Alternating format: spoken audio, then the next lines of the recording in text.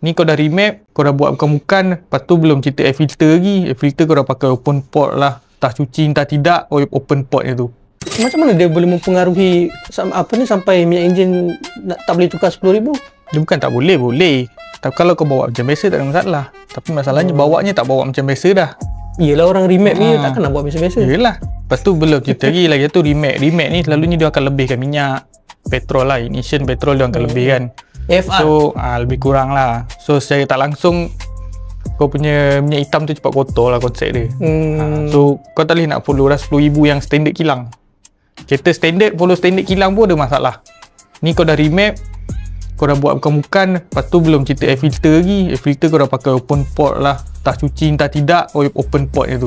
Nak pakai open port, entah dia buat entah cuci entah tidak, Free maintenance. free maintenance. Pakai sampai enjin jahanam. Pakai open port betul lah. Pakai sampai jahanam enjin.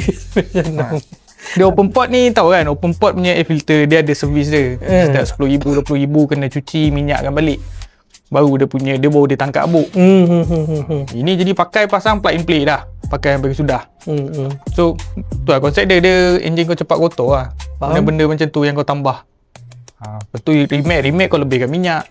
Bila kau lebihkan minyak petrol lah, bukan minyak hitam. Kau lebihkan minyak petrol. So bila minyak petrol, kau cepat ni lah.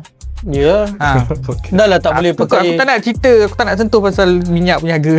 Dah lah tak boleh pakai Budi 95. Aku tak nak cerita pasal tu. Ya, tapi konsep dia macam tu lah.